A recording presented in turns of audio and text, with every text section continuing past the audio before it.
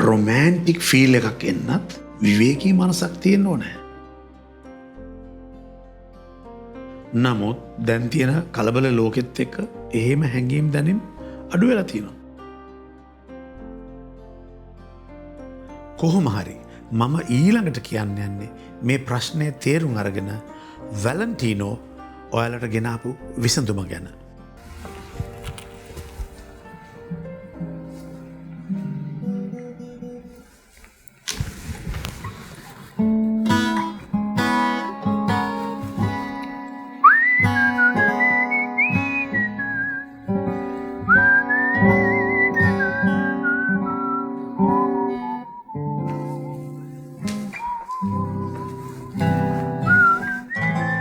ගිටාර එක දැක්කම ප්ලේ කරන්න හිතුණා නේද? අනිවාර්යයෙන් රොමෑන්ස්නේ ඔයගොල්ලෝ ඔක්කොම තියෙන්නේ. රොමැන්ටික් ඉතින් රොමැන්ටික් ෆීල් ෆීල් එක ආවනේ ඉතින් ඒකින්ද. කියන්නකෝ මේක මේක අපේ පොඩ්ඩක්. වෙල්නස් රේන්ජ් එකේ තියෙන තවත් එක ස්පෙෂල් මැට්‍රස් එකක්. ඔව්. මේ මැට්‍රස් එකේ ටෙක්නොලොජි එක තමයි මයික්‍රෝ කැප්සූල් ටෙක්නොලොජි එක. මයික්‍රෝ කැප්සියුල්.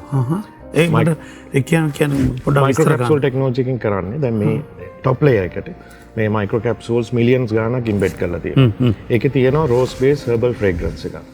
ඔයසේ. අපි නිදාගත්තාම අපේ ඇඟේ තියෙන බොඩි ෆ්‍රික්ෂන් එකට මේ කැප්සූල්ස් ඕපන් ඕපන් වෙනවා. එතකොට එන ෆ්‍රේග්‍රන්ස් එකට පුළුවන් අපේ හැපි ෆීලින් එක වැඩි කරන්න. ස්ට්‍රෙස් එක අඩු කරන්න.